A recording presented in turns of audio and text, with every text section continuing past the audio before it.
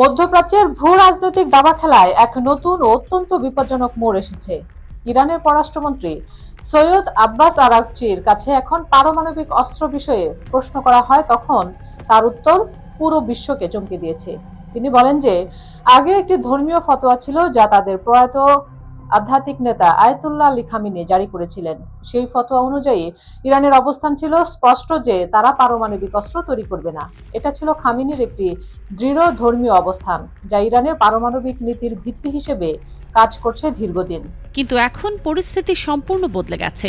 আরেকটি যোগ করেন যে এখন তিনি সর্বোচ্চ নেতার পদে আসীন আছেন, অর্থাৎ নতুন সুপ্রিম লিডার তিনি সিদ্ধান্ত নেবেন যে ইরান পারমাণবিক অস্ত্র নির্মাণ করবে কিনা। এর মানে হল নতুন নেতা মুস্তফা খামেনি এখন এই বিষয়ে চূড়ান্ত সিদ্ধান্ত নেয়ার ক্ষমতা রাখেন। যেহেতু মুস্তফা খামেনি সামরিক পটভূমির একজন মানুষ এবং তিনি সরাসরি সেনাবাহিনীতে দীর্ঘদিন কাজ করেছেন, তাই বিশ্লেষকরা ধারণা করছেন যে তিনি সম্ভবত পারমাণবিক অস্ত্রের পক্ষে অবস্থান নিতে পারেন। যদিও আগে তিনি ব্যক্তিগতভাবে এই ধরনের অস্ত্র সমর্থন করলেও তার পিতা আয়াতুল্লাহ খামেনি স্পষ্টভাবে নিষেধাজ্ঞা জারি করেছিলেন এবং কঠোর ফতোয়া দিয়েছিলেন। কিন্তু এখন বাস্তবতা হল সেই পুরনো ফতোয়াকে পাশ কাটিয়ে নতুন ফতোয়া জারি করার সম্পূর্ণ ক্ষমতা এই নতুন নেতারই হাতে রয়েছে। ফলে মধ্যপ্রাচ্যের এই যুদ্ধ পরিস্থিতি রাতারাতি অনেক বদলে যেতে পারে এবং একটি পারমাণবিক মাত্রা যোগ হতে পারে। অন্যদিকে আব্বাস আরাগচি আরও একটি গুরুত্বপূর্ণ কথা বলেছেন, যা আন্তর্জাতিক সম্প্রদায়ের নজর কেড়েছে। তিনি দাবি করেছেন যে এই যুদ্ধে আমেরিকাকে জোর করে ইসরায়েল টেনে এনেছে। এই যুদ্ধ মূলত আমেরিকার সঙ্গে ছিল না, বরং ইসরায়েল জবরদস্তি করে আমেরিকাকে এই সংঘাতে জড়িয়ে ফেলেছে। আর এখন তারা হরমুজ প্রণালী খুলে দেওয়ার জন্য অনুরোধ এবং চাপ প্রয়োগ করছে। তিনি আরও জোর দিয়ে বলেন যে ইরান যুদ্ধবিরতিতে বিশ্বাস করে না, তারা যুদ্ধ সম্পূর্ণভাবে শেষ করতে চায় এবং অবশ্যই শেষ করবে, কিন্তু তাদের জাতীয় স্বার্থ অনুযায়ী তাদের কাছে পারস্য উপসাগর রয়েছে এবং সেখানে ইরানের সম্পূর্ণ নিয়ন্ত্রণ থাকতে হবে। ভবিষ্যতেও তারা তাদের স্বার্থ অনুযায়ী সিদ্ধান্ত নেবে বলে তিনি স্পষ্ট জানিয়ে দেন। এই বক্তব্য থেকে পরিষ্কার বোঝা যাচ্ছে যে ইরান আগেও বলেছে তারা স্থায়ী গ্যারান্টি চায় যে আমেরিকা ভবিষ্যতে আর কখনো আক্রমণ করবে না। তারা চায় তাদের বিরুদ্ধে কোনো আন্তর্জাতিক ষড়যন্ত্র হবে না এবং তাদের ওপর আর কোনো সামরিক আক্রমণ পরিচালিত হবে না। সবচেয়ে গুরুত্বপূর্ণ হল তাদের ওপর আরোপিত সমস্ত অর্থনৈতিক নিষেধাজ্ঞা সম্পূর্ণভাবে তুলে নিতে হবে। অনেক বিশ্লেষক মনে করছেন যে ইরানের এই মুহূর্তে কোনোভাবেই যুদ্ধবিরতি করা উচিত নয়।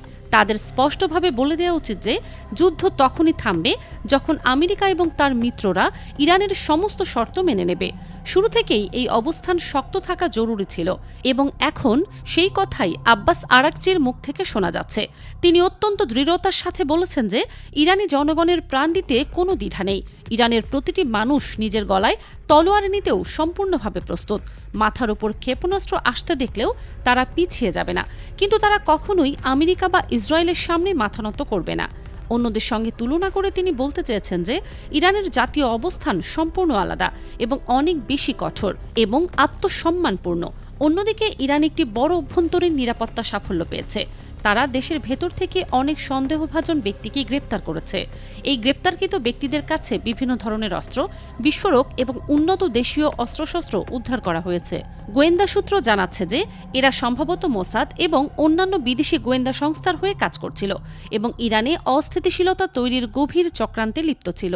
এই যুদ্ধে ইসরায়েল ব্যাপক পরিমাণে কৃত্রিম বুদ্ধিমত্তা প্রযুক্তি ব্যবহার করেছে বলে অভিযোগ উঠেছে।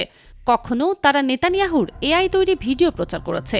স্বাভাবিকভাবেই উন্নত দেশগুলোতে এআই অনেক আগে থেকেই ব্যবহার হয়ে এসেছে, যা অন্য দেশে অনেক পরে এসেছে। উন্নত দেশগুলো এই প্রযুক্তি গোপনে বহু বছর ধরে ব্যবহার করছিল। আজকাল সাধারণ মানুষও এআই দিয়ে দারুণ ছবি এবং ভিডিও বানাতে পারে। ফেসবুকে প্রায় প্রতিটি মানুষকেই আপনি এআই দিয়ে সুন্দর ছবি এবং ভিডিও তৈরি করতে দেখবেন। তাহলে ভাবুন আমেরিকা এবং ইসরায়েল এআই দিয়ে কত উন্নত পর্যায়ের এবং বিপজ্জনক কাজ করছে। এখন ইসরায়েল এআই এমনভাবে ব্যবহার করছে যে তারা ইরানের ওপর হামলা করছে এবং সেই সাথে ভুয়া এআই ভিডিও ছড়িয়ে দিচ্ছে। যেমন একটি নকল ভিডিও দেখানো হয়েছে যেখানে একটি গাড়ির উপর হামলা হয়েছে এবং ধোঁয়া উঠছে, অথবা কোনো বাড়িতে ক্ষেপণাস্ত্র আঘাত করেছে। এরপর তারা ঘোষণা করছে যে তারা ইরানের শীর্ষ নেতা, গোয়েন্দা কর্মকর্তা বা বিজ্ঞানী করেছে। এই ভিডিওগুলো ব্যাপকভাবে ভাইরাল হচ্ছে সামাজিক মাধ্যমে, কিন্তু প্রশ্ন হলো এগুলো যাচাই করবে কে এবং কিভাবে? ইরান স্পষ্টভাবে অভিযোগ করেছে যে ইসরায়েল মনস্তাত্ত্বিক যুদ্ধের অংশ হিসেবে এআই ব্যবহার করছে। ইরান আরও দাবি করেছে যে ডোনাল্ড ট্রাম্প তাদের বিরুদ্ধে অভিযোগ করেছিলেন যে তারা এআই ব্যবহার করছে, কিন্তু ইরানের পাল্টা দাবি হলো তারা নয়, বরং ইসরায়েলই এআই ব্যবহার করছে মানুষের মধ্যে ভয় এবং আতঙ্ক ছড়ানোর উদ্দেশ্যে। অন্যদিকে ইসরায়েল দাবি করেছে যে তারা ইরানের কমান্ড সেন্টার এবং ক্ষেপণাস্ত্র সাইটে সফল হামলা চালিয়েছে। এদিকে ন্যাটো সম্পর্কিত গুরুত্বপূর্ণ খবর আসছে। তুরস্কে বড় পরিসরে ন্যাটোর প্রতিরক্ষা ব্যবস্থা মোতায়েনের প্রস্তুতি চলছে বলে জানা গেছে। অন্যদিকে অস্ট্রেলিয়ারও একটি সামরিক ঘাঁটি রয়েছে সংযুক্ত আরব আমিরাতে। অনেক দেশই যেখানে নিজেদের সামরিক ঘাঁটি স্থাপন করেছে। ইউএই একা নিজেদের নিরাপত্তা নিশ্চিত করতে পারে না বলেই বিভিন্ন দেশের সামরিক ঘাঁটি রাখার অনুমতি দিয়েছে। অস্ট্রেলিয়ার প্রধানমন্ত্রী জানিয়েছেন যে ইউএইতে তাদের যে ঘাঁটি আছে সেখানে ড্রোন হামলা হয়েছিল, তবে তাদের সব সৈন্য এবং কর্মীরা নিরাপদে আছে বলে নিশ্চিত করা হয়েছে। অন্যদিকে জাপানের প্রধানমন্ত্রী আবারও স্পষ্ট এবং দ্ব্যর্থহীনভাবে জানিয়েছেন যে তারা হরমুজ প্রণালীতে তাদের সেনাবাহিনী বা নৌবাহিনী পাঠানোর কোনো ইচ্ছা রাখে না। ইরানেরও যে মোসাদের মতো কোনো গোপন সংস্থা আছে এটা অনেকেই জানতেন না। ইরান যা করেছে তা হল আইআরজিসির একটি অফিসিয়াল বিশেষ গ্রুপ দাবি করেছে এবং আইআরজিসিও নিশ্চিত করেছে যে একটি গোপন অপারেশন সফলভাবে চালানো হয়েছে, ঠিক যেমনই ইসরায়েল নিয়মিতভাবে করে থাকে। এই গোপন অপারেশনটি ইরানের একটি বিশেষায়িত গ্রুপ পরিচালনা করেছে, যা আইআরজিসির গোপন একটি অংশ। তারা তথ্য প্রকাশ করেছে এবং মজার ভঙ্গিতে লিখেছে যে একজন সিনিয়র ইসরায়েলি কর্মকর্তাকে ডিলিট করে দেয়া হয়েছে। পরে খোঁজ নিয়ে জানা গেছে যাকে কথা ইরান নিশ্চিত করেছে তিনি কোনো সাধারণ ব্যক্তি নন। তিনি ইসরায়েল ক্যাবিনেটের একজন গুরুত্বপূর্ণ মন্ত্রী এবং বিশেষ করে সিকিউরিটি ক্যাবিনেটের অত্যন্ত গুরুত্বপূর্ণ সদস্য ছিলেন। এটা কিভাবে এবং কোথায় করা হয়েছে তা ইরান বা ইসরায়েল ভালো জানে, তবে এই অপারেশনটি ইসরায়েলের ভেতরেই এবং অত্যন্ত গোপনীয়ভাবে সম্পন্ন হয়েছে বলে ধারণা করা হচ্ছে। এটাকে ইরানের একটি বড় কৌশলগত এবং গোয়েন্দা সাফল্য হিসেবে দেখা হচ্ছে আন্তর্জাতিক পর্যায়ে। তবে অন্যদিকে লারিজানিকে হারিয়ে বড় ক্ষতির মুখোমুখি হয়েছে ইরান। যখন লারিজানির মৃত্যুর খবর নিশ্চিত হয় তখন ইরান আনুষ্ঠানিকভাবে ঘোষণা করে যে লারিজানি নিহত হয়েছেন বা শহীদ হয়েছেন। এরপরে ইরান সংযুক্ত আরব আমিরাতের ওপর এখন পর্যন্ত সবচেয়ে বড় এবং ব্যাপক আক্রমণ শুরু করেছে। তারা ব্যালিস্টিক ক্ষেপণাস্ত্র ছোড়া শুরু করেছে একের পর এক। একসঙ্গে প্রায় ডজনখানিক ক্ষেপণাস্ত্র ইউএইর বিভিন্ন লক্ষ্যবস্তুতে নিক্ষেপ করা হয়েছে। এখানে বিভিন্ন ধরনের এবং অসংখ্য ক্ষেপণাস্ত্র ব্যবহার করা হয়েছে এবং সেগুলো প্রতিহত করার জন্য প্রতিটি ক্ষেপণাস্ত্রের বিরুদ্ধে আলাদা আলাদা প্রতিরক্ষা ব্যবস্থা ব্যবহার করা হচ্ছে, যা অত্যন্ত ব্যয়বহুল।